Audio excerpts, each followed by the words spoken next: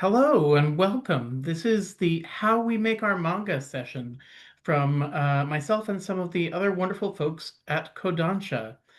My name is Andrew Woodrow Butcher.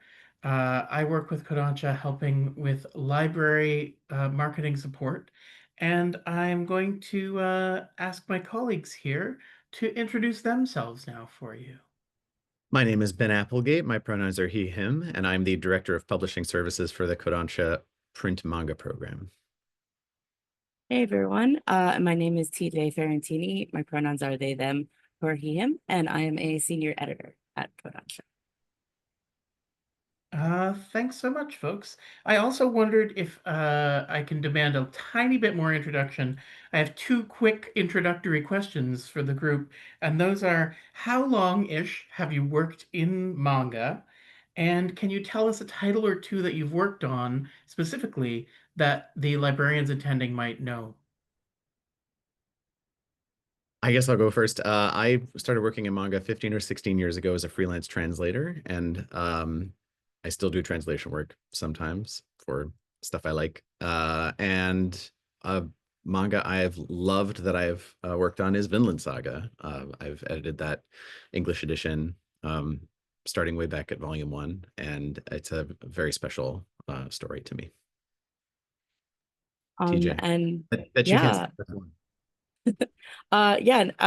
next year I'll be in the industry for 10 years. I started it off as an intern, and I'm very thankful to have been with Kodansha my entire manga career. And two series that I'm very thankful to have had the opportunity to work on were came out with an omnibus edition of Attack on Titan, which is my all-time favorite series. So it was so exciting to edit that series in like a new edition for new and seasoned fans alike to enjoy.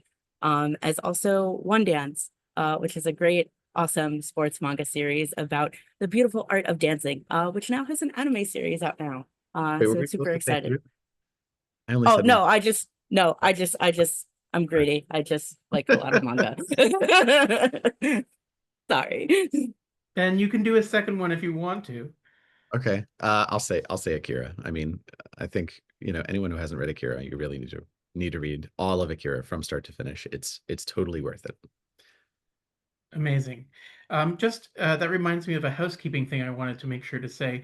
Um, all of the titles that are in the presentation, whether they're on the slides or whether we just talk about them, I'm going to be noting down, and there will be an Edelweiss catalog for anyone who's watching to go and find these titles listed, so you don't have to scramble and note them all down as you listen.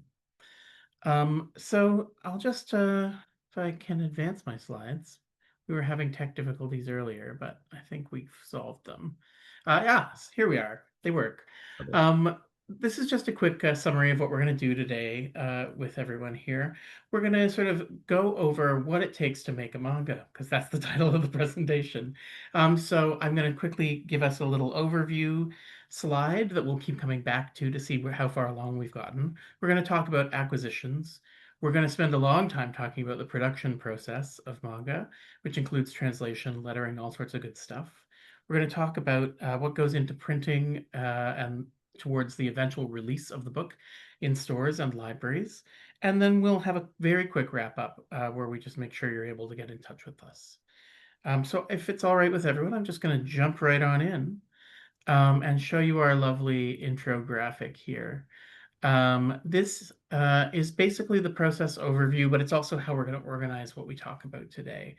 So we acquire books. That's basically choosing the manga, getting the rights to publish it in English and to sell it in certain regions.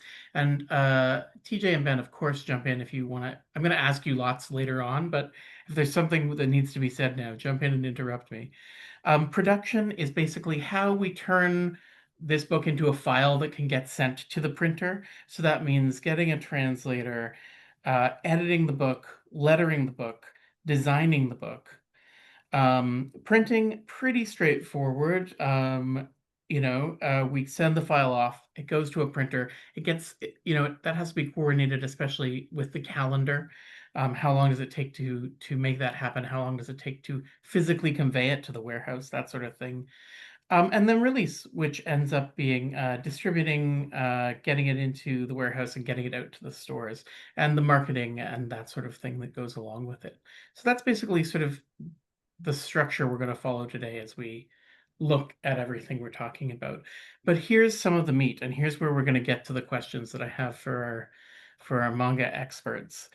Um, so I should mention too that some of our other colleagues who aren't here on this call today put some of these contributed a lot to putting these ideas down on paper, what all goes into making a book, because it is actually a big team effort.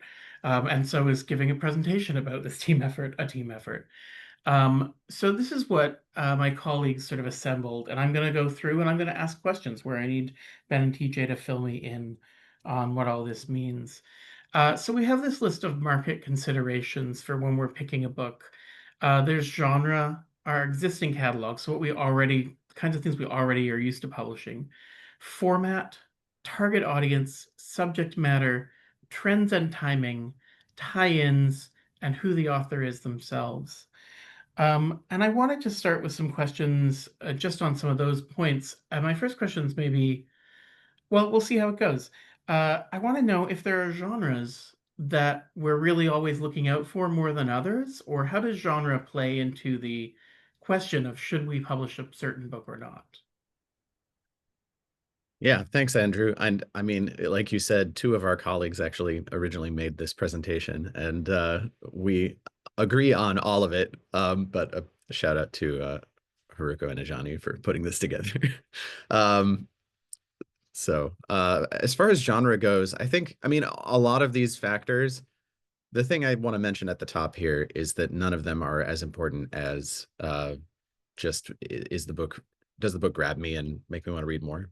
The really interesting thing about manga, and I think something that sets manga apart from American comics, is the very competitive, almost meat grindery nature of a magazine-based serialization. Artists can put a first chapter in a magazine, and if that, if those first few chapters don't grab the attention of the audience, that series can just go away. I'm just popping up some magazines Thank for you. everyone Yeah. to see when we're talking about this. And we are gonna go into this in more detail later, but it creates this engine of creativity, because if a certain idea doesn't work, you can move right on to the next one. And it also means that a manga artist has an incentive to throw everything into that first chapter. So I find, usually the first chapter, first volume, you can usually get a good idea of whether something has grabbed you and whether it's going to grab somebody else. And I think that's a much more important factor than all the ones that we looked at when it comes to licensing. However, in terms of genres we are focused on, and this is where I'm going to hand it over to TJ, BL's been doing great. And besides just BL, though, aimed at a traditional kind of BL readership, BL/LGBTQ crossover titles have been doing really well. So these are books that could appeal to a BL readership, but also to a reader that might be interested in maybe American LGBTQ interest graphic novels. And the bestseller in that for us surely is My Summer Review. TJ, do you want to talk more about Can we just do a point of order? Can we do a one sentence definition of BL for the folks who might not have heard the term?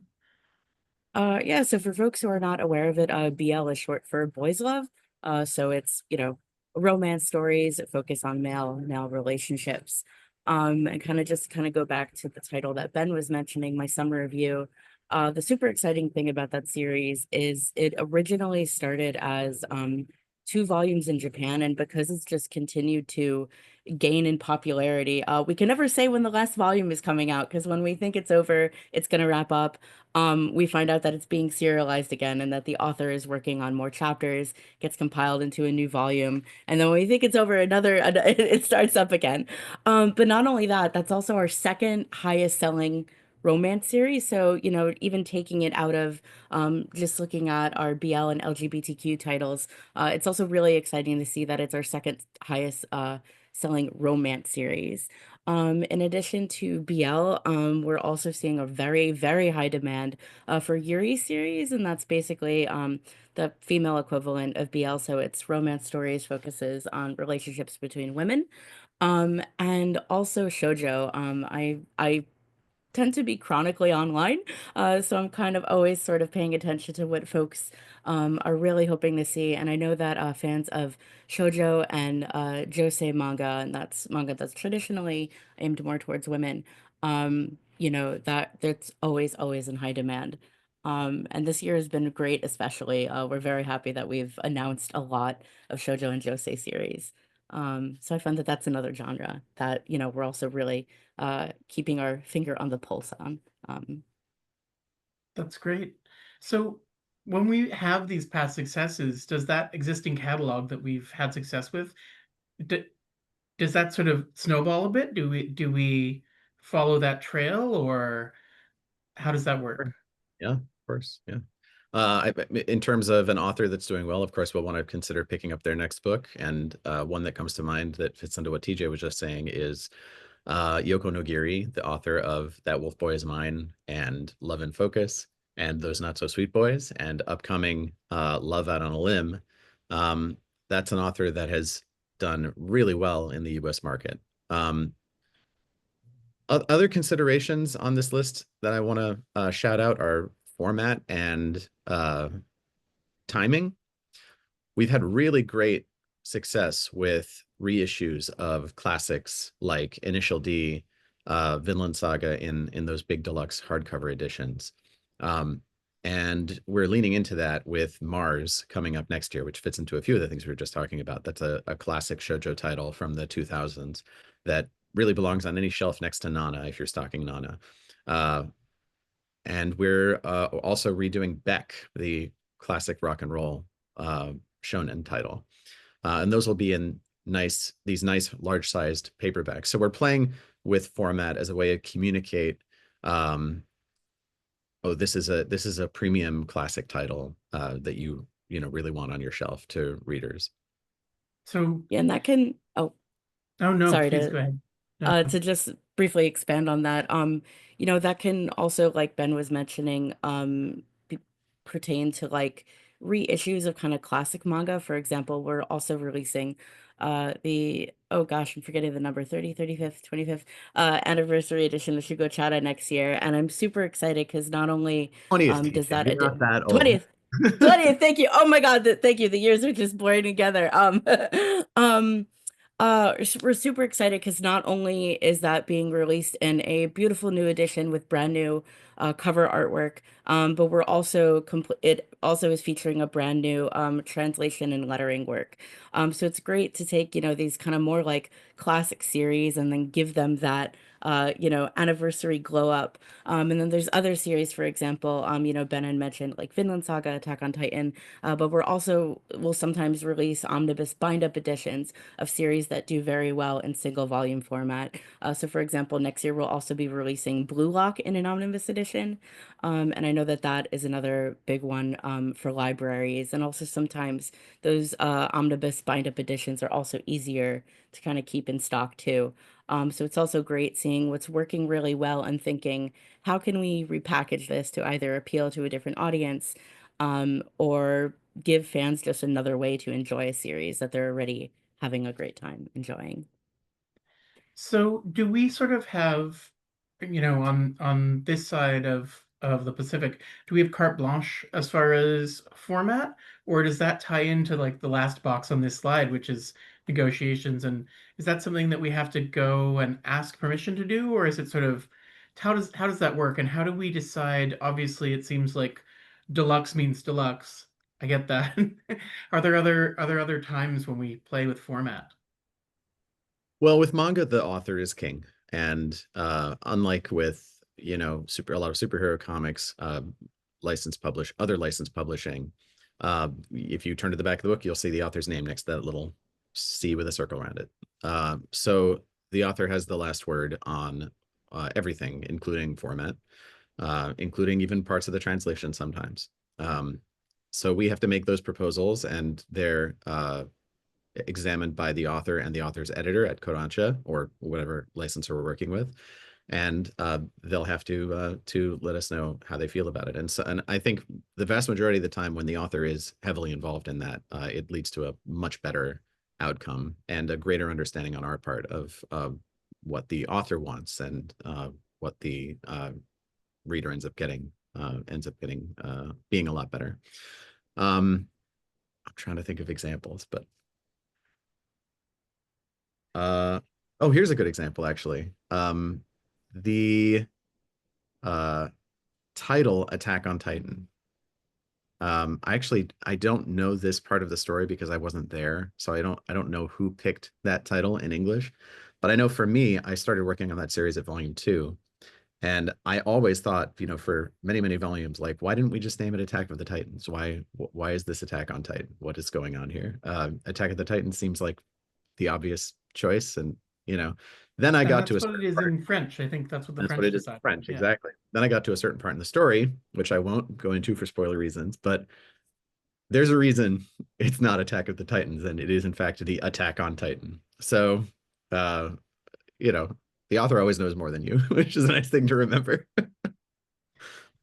Uh, so the author is king. They're weighing in on a bunch of these decisions, but is there back and forth? Is this a sort of situation where you're like, oh, we're thinking of this title. What do you think? What about this? To be honest with you, not often. The author is time is very valuable. Having to draw however many 20 to 50 pages per month or even week for a shonen title is a huge time commitment. And so the publisher in Japan is very protective of the author's time. And that goes double if there's an anime or some other adaptation coming out that the author needs to be involved with. So we have everything sent in and approved. We don't get to work directly with the author very, very, very often. Almost always the communication goes through their editor, who in Japan serves as both an editor and kind of a literary agent. There isn't a traditional agent structure in Japanese publishing like there is in the US. So for each of the publishers you work with, your editor is fulfilling a lot of those roles of fielding requests for subsidiary rights and that kind of thing.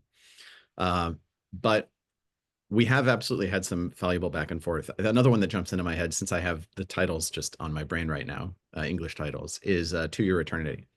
When we were originally working on that series coming out, which is from the author of A Silent Voice. And if you haven't read To Your Eternity, I encourage you to check it out. It's an incredibly ambitious, sweeping, epic work that also has a really great character-driven emotional core to it. And it's actually coming to an end next year. The last volume will be coming out in English. But we proposed a wide variety of English titles for that one because the Japanese title has this very poetic, kind of ambiguous feel to it, Fumetsu no Anata e.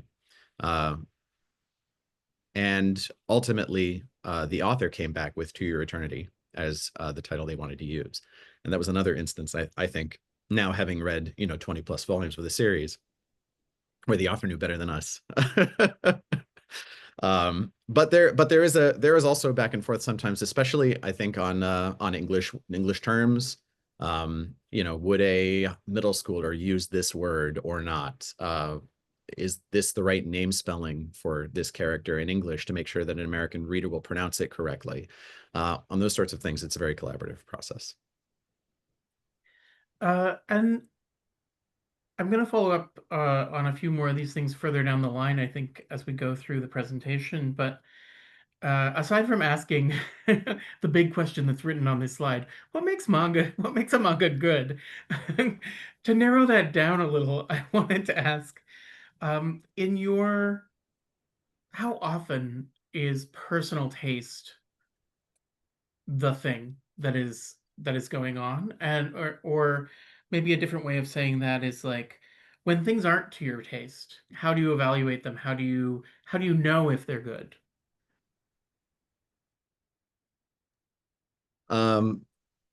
So yeah, of course, taste is very important when you're an editor and acquiring editor. Building your taste is arguably the most important part of being an editor. I heard really good advice from an editor in Japan at one point who said, in order to be a good editor, you have to understand what you like and why you like it, which is a more difficult feat than it sounds at first blush, because you have to articulate on a really concrete level uh, what makes something good to you. At the same time, as you alluded to, not always everything that comes through is going to be to your personal taste, and it's important to be able to put yourself in the shoes of the target audience. To go back to that first box, there's an exercise that I've done a couple of times called an empathy wheel, where you sit down and write down, okay, what is in this target reader's life, right? You pick a target reader for something and you think, all right, where are they doing their reading? What's their community like? Where are they working or going to school? Who are they interacting with? And some of these things are jumping off points for you to do more strenuous inquiry, because you're not going to know all of it right off the bat. You can't just make it all up using your imagination. But all that's going to help you put yourself in the shoes of a reader who might be interested in stuff that's not to your personal taste. Yeah, I was That's gonna say, amazing. Ben, actually, like, great advice that you gave me when I started off in this industry that I still like keep in the back of my head is balancing being a publishing professional and also being a fan. And I feel like when I'm reading it with like two lenses, my editor brain and then also my manga fan brain. So sometimes I could be reading something that I personally really, really resonate with. And I can identify with the demographic who would also resonate with it. But sometimes there's series that I may not personally resonate with as much, but I know exactly who this is for. I can kind of see like what the author was intending with it. So we could still kind of like zoom out and look and be like, this is definitely the audience for this. Um, it is there. We should really advocate for this.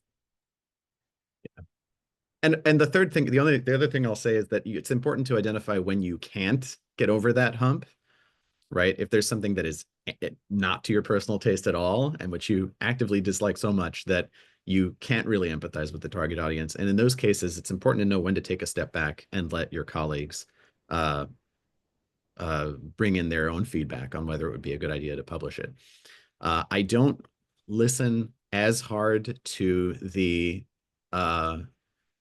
people who just push the table away, and this includes myself when we're reading something and I'm just like, strenuous no for a good reason might be worth listening to. But in these licensing discussions, a strong yes from someone is always going to outweigh any number of no's, that lack any kind of energy or explanation behind them from other people. And we're lucky to have a team that has some very diverse tastes that cover all the different genres of manga that are out there. So, we're going to talk a bit about this, I think, but there is obviously a team. It's not just an editor. There's a translator, a letterer, designer. Um, how much would you say, like maybe, I don't know, percentage wise or something, is like, I love this, it's my fave, for you and maybe for the other parts of that team? And how much is it like, I understand why this is good and I am doing my job? I can't put a number on that, man. Like, I know it's totally unfair question. yeah, I guess my maybe talk around it a little for me though. Give me a glimpse. I don't know. I mean, I feel like it's very cyclical. Like there's some years where I'm like, wow, everything I'm working on, I'm really vibing with. And there's some years where I'm like, something I like better come through soon. Yeah, I'm actually really kind of biased in that department because also too as editors we also have the autonomy to not only read and review series that Kodansha USA is coming to us and saying, hey, what do you think about this? But we can also pitch our own titles if there are titles that editors are very strongly about. So the majority of the books that I edit are stuff that I either pitch or I really, really advocated for. So I have the problem of like, I have too many books in my schedule and I can't edit everything that I want to do. Um, but also too, whenever we kind of have a new batch of licenses come in, we do like field everyone to be like, hey, do you really, really want to work on this? Is this a maybe kind of a thing? Do you not want to work on it? That way we are kind of giving everyone the opportunity to, if they have, the room in their schedule and they're very passionate about a series, you know, that way that series can kind of fall in the hands of like the right person. Because I generally do think that that, you know, passion and quality of the series is palpable in the localization and can be seen in the final product. You know, when it really is in the right hands of the right localization team. And Amen. does this go for maybe you can fill us in. There's two questions bundled into what I'm about to ask. Does this go for translators, designers as well? And so I guess that asks the question like, how do where do the translators and designers come from? Well, I think we have a slide on that, and I do want to move on because I think we are about halfway through our time, and we got a lot of slides to get through. There we go. Yeah. I've brought us to the beginning. Translators and editors. Um, we've got some wonderful slides here, just sort of giving a quick overview. Um, Yeah. Important. uh, Neither of us worked on these books. yeah, So none of us, as we said, this was we're sharing yeah. a bunch of slides with some colleagues. But you know, just taking us through, it all starts when the contract is signed and everyone gets to work on their various things. And this is what it looks like as we end up with art with empty word balloons. But we can see in the sort of third section here that there are still some asides and sound effects that may need to get cleaned up on a lot of the files as we get them. Before we get to sort of the meat of asking about the translators, though, this one actually goes. I had a question for Ben about this particular slide, since we're talking about adapting. Um, so in the previous slide, we saw an example of a contemporary manga that where there's electronic files. And they just get, you know, sent over and it's pretty easy peasy to go and open them up. But obviously we were talking about doing classic reprints and up-speccing the format and that sort of thing.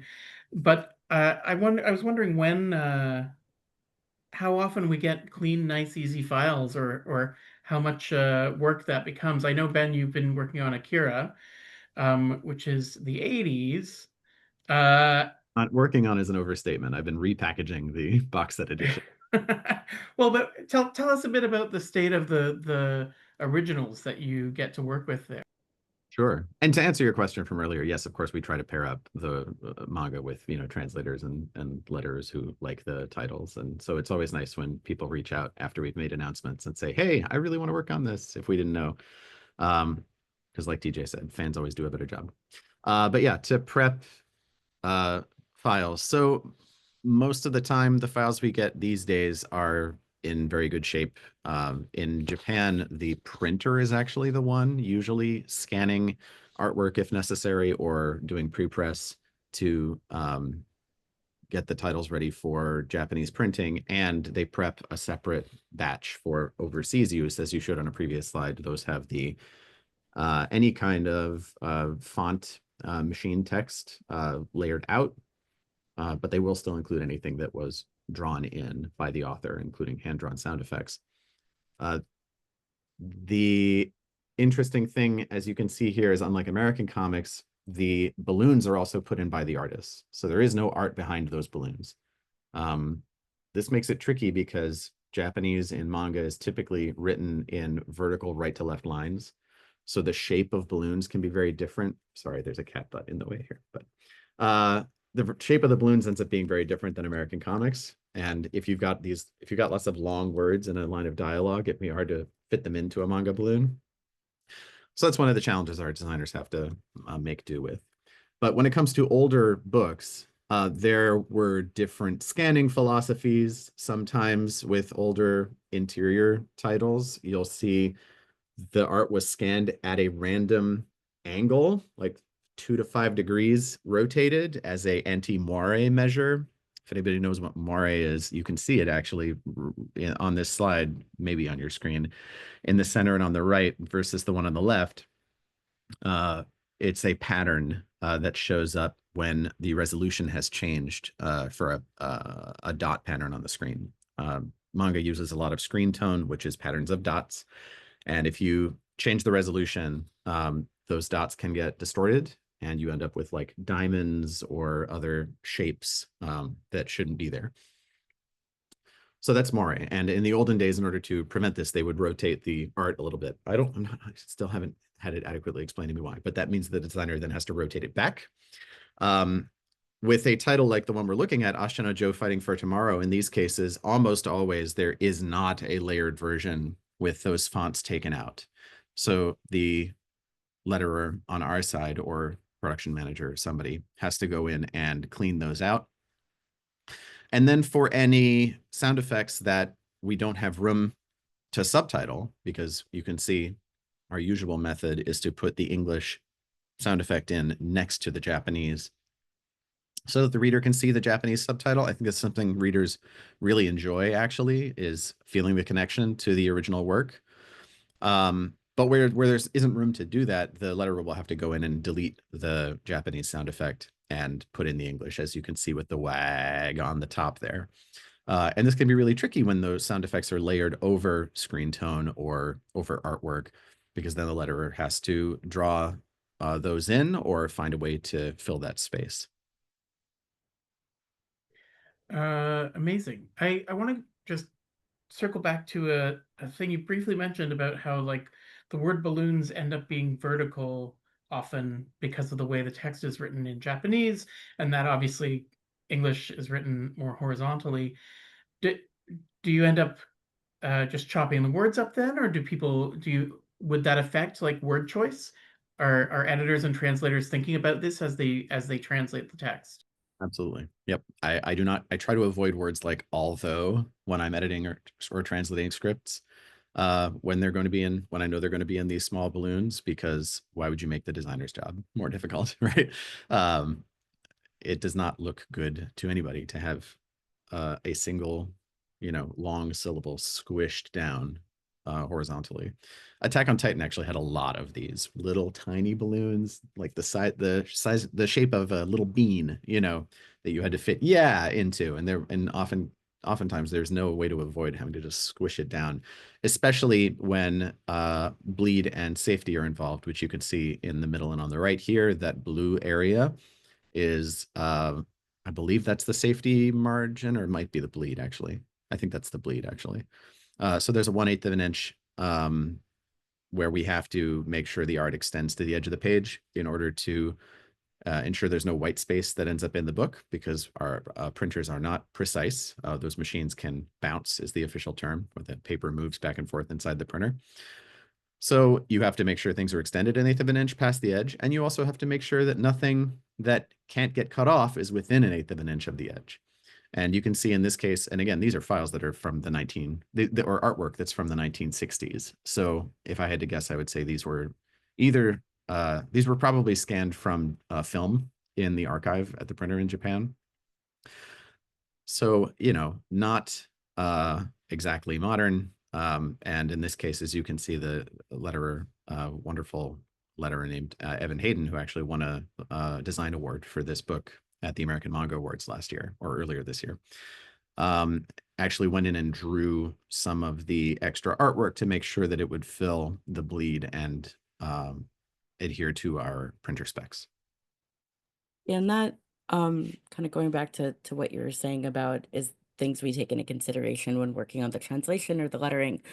Sometimes the translator will offer an alternate translation because they're like, I don't know how this is gonna look in the balloon. So there may be some times where during editing, an editor might go back and forth depending on, oh no, actually I think this looks better. Let me change this to word it this way. Or it might actually affect the fonts that you use. Ben had mentioned Attack on Titan, and it uses a very distinct font for the dialogue, and that is because it is kind of like a more narrow font that just fit a lot better given the shape of those balloons. Totally. That's amazing. I think we've probably answered the question I was going to ask with this next slide here, which was basically like, how do we decide when we're going to redraw the sound effects into drawn English? But But yeah, I think this is similar to the example we just saw, where maybe there isn't room to gloss all of this. Wow! So it had to be done. That's really cool. Yeah, I think it's this with one probably there's multiple approaches you could use. There clearly is room to subtitle the sound effect, but in order to do that in a way that makes sense, you would have had to cover up some artwork. And if I had to guess, I would say Evan probably didn't want to reduce the impact of the composition of the page by doing that. Another possible solution would be to put the wah over the Japanese sound effect. We try to avoid this again because we don't want to block stuff that the reader wants to see. But in this kind of case, I could also see a letterer falling back on that as a solution, just layering the wah somewhat over the Japanese sound effect if they didn't feel like redrawing the page to this extent. I think So, also too, like analyzing what kind of dialogue or text on the page it is too is also helpful. So for example, in the third and the fourth images, you could see that the Japanese in the, dialogue bubble was completely retouched out into English. So typically if a character is speaking, we'll make sure to retouch that. But however, if it is like a sound effect, if we can retain that original Japanese and then find a way to subtitle it that way, readers do get to visually experience what the original sound effect looks like along with the translation. That is another kind of visual aspect that we do take into consideration as well. Yeah. so this question is a little, well, we'll just try it out. I don't know if I'm answering it as I ask it. So it seems like there's not that all of these are individual decisions for what's best on the individual page for the individual work, not like a house style kind of a decision. That's a very good question. We do have a lettering guide that provides answers to a lot of these questions to our letterers in general. So what I mentioned, the rule of keeping the Japanese sound effect and subtitling it in a style similar to the Japanese sound effect, usually using a font that matches up as closely as possible. Although here you can see Evan has hand-drawn a lot of these, which is a lot of work, but a decision he made to make this book look amazing. That's why he won the award. But that is actually in our lettering guide. That said, I think the only hard and fast rule when it comes to output, right? We have a lot of hard and fast rules when it comes to process, but the only hard and fast rule when it comes to output is we have to use the serial comma. I insist on the serial comma, like for the Oxford comma, so-called. That one I will not budge on.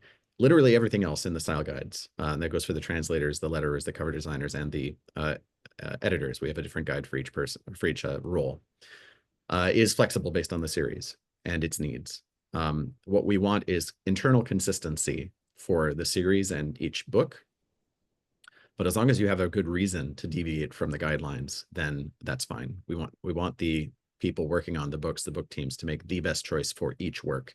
That's much more important than imposing any kind of Kodansha house style on them. I want the Kodansha house style to be great manga localization. Amazing. Uh, Quick follow-up before I click to the next slide. Some series are quite long.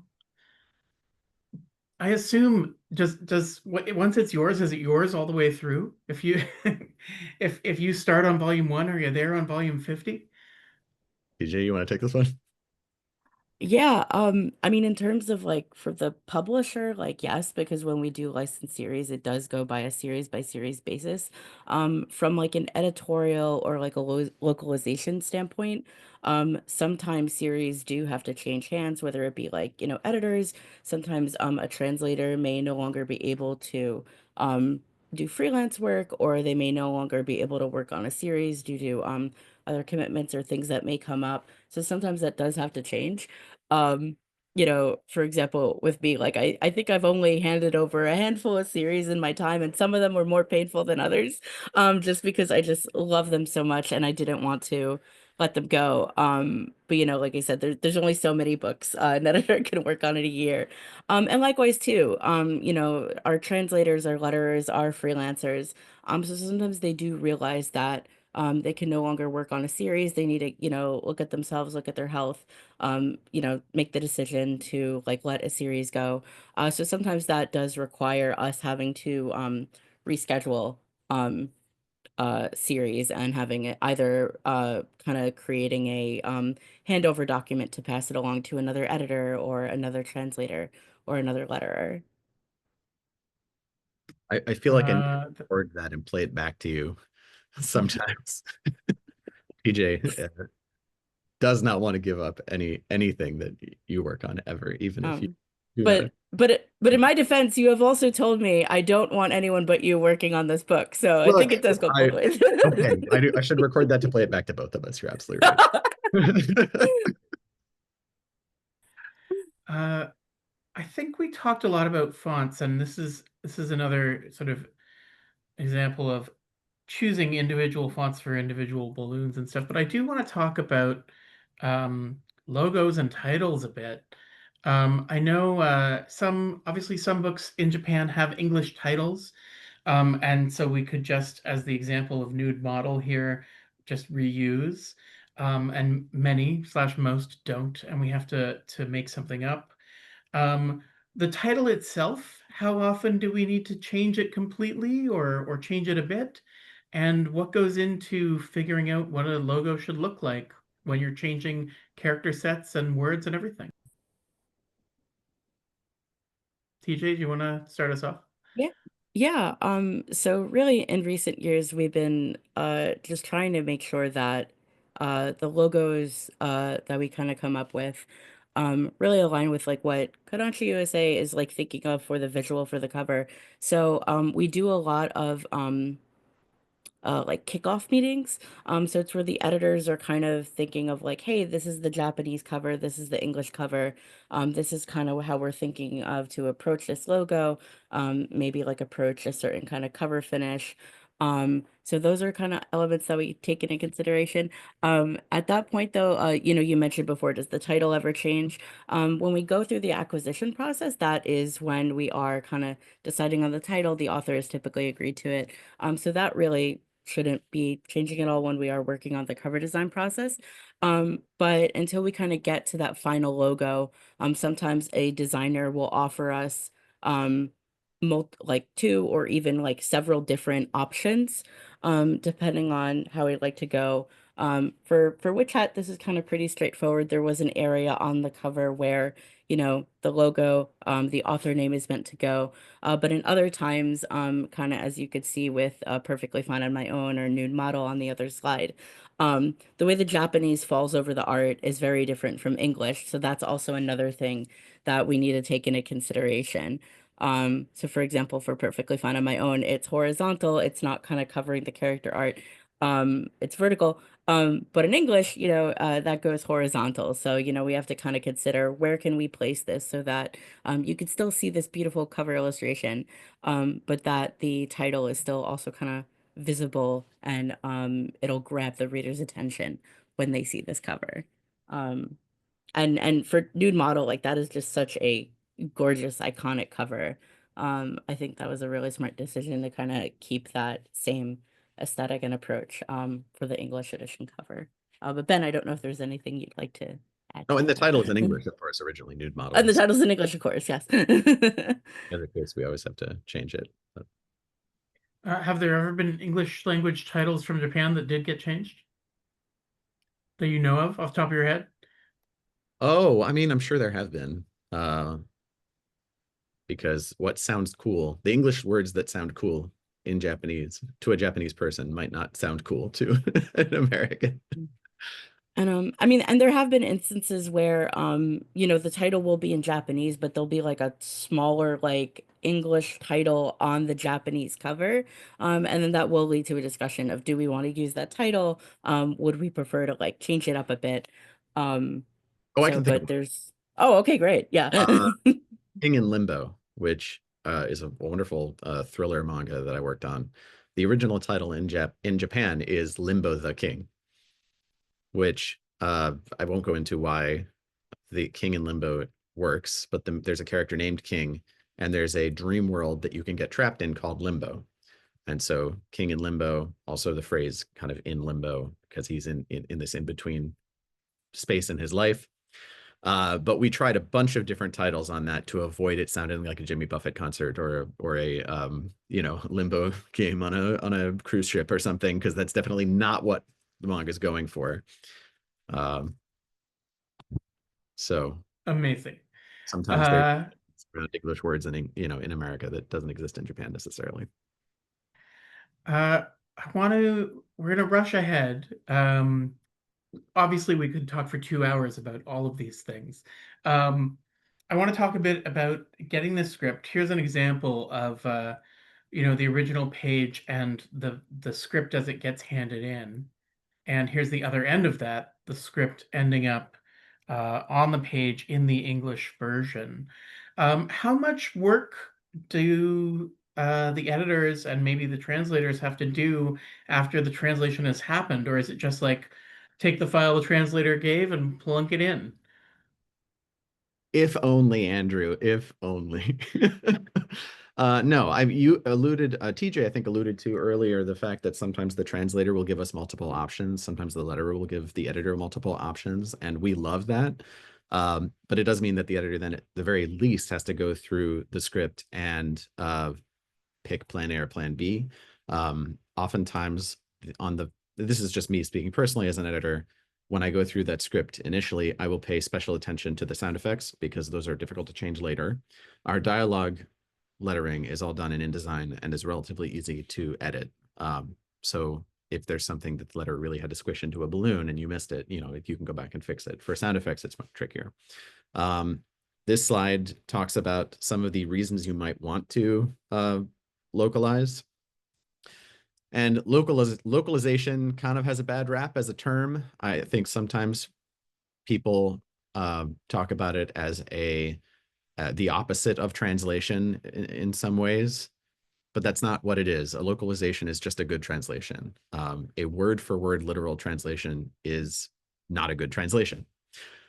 What we're trying to do is not replicate all the words on the page. What we're trying to do is replicate the experience of reading the book for a Japanese reader, for an American reader. And sometimes that means, using the exact same words. It does happen. But sometimes it means recreating the line in idiomatic English. Sometimes it can even mean replacing a reference to something a Japanese reader would just intuitively know with an equivalent reference to an American. And the tricky part of that is the setting for a lot of our manga is Japan, right? So we don't want to put in something that a Japanese character would sound weird saying, but we do want our reader to get it. So it's a balancing act. The thing I always want to maintain is immersion. I don't want there to be a panel or a balloon where the reader feels taken out of the manga.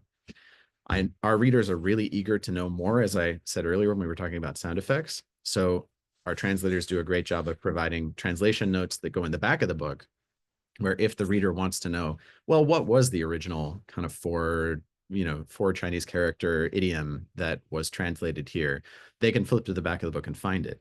What I don't want is for the reader to have to stop reading the book, flip to the back, or even, look down at a note and then go back and try to get back into the story, because we've then given up all the wonderful immersion that we've spent pages and pages of good localization work creating. I would It say sounds like also those. Oh, please go ahead. Oh, sorry. I was gonna say, I think also those considerations can also change depending on the genre of manga that you're working on. For example, with Witch Hat, I remember when the editor was working on that series in the beginning, we had discussions on like, how do you think is the best way to spell this character's name in English? Because you're dealing with these fantastical names, these fantastical terms that don't just have a one-on-one easy kind of like straightforward translation. um or for example, like what Ben said, when you want to make sure that you have notes for the reader but you don't want it to interrupt their reading experience, this might also be in regards to cultural notes. For example, Boys Run the Riot, the way gender and sexuality is handled in Japan is like different than the US. So a lot of the translation notes for that series involved terms that are used in Japanese that are varied or outdated to English speakers. So I think that's also another element that needs to be taken into consideration when editors are kind of working on a script and thinking of how to edit a script or what translation notes to add for a series. The target reader you always have to keep in mind, because if it's a more enfranchised reader, they might be more okay with, for example, retaining the Japanese honorifics. But if it's a manga that might be someone's first manga, you want to make sure it's accessible to that reader as well. That totally makes so much sense. Uh, we are running out of time, so I'm going to skip ahead really just to the sort of the conclusion, but I do have a final question that's going to sort of gloss over the printing, and that is just from the moment we sign the contract for a book in Japan to the moment that it lands in a store on the shelves, what's the time frame there on average? 1 year plus, usually, 1 year plus. because American publishing moves really slowly. And I have to explain this to Japanese publishing professionals all the time, because in Japan, you can announce a book and it's in stores and available to the public 3-4 weeks later. That's just not how American publishing works. America's a big country. Our logistics are not set up that way. And for various reasons I won't go into, we have to work really hard to sell accounts on our books, much harder than Japanese publishers do. So it does take a long time, and we appreciate everyone's patience throughout that process. It's not that we're lazy. It's that there's a bunch of steps that have to happen. We barely even talked about half of them to get a book from Japanese store shelves to American store shelves. Well, hopefully we'll have another opportunity one day soon. We can do the second half of this presentation and fill in everyone in on that. Thanks so much, TJ and Ben, for sharing your expertise. Up on the screen is how you can contact us with any follow-up questions. There's a QR code to join our mailing list. And as I mentioned earlier, all of these titles will be up on an Edelweiss catalog, so you can access them if you didn't manage to scribble down the titles as we went. Thank you everyone for coming, and thank you TJ and Ben for sharing. Andrew, thanks TJ, thanks everybody. Thank you so much.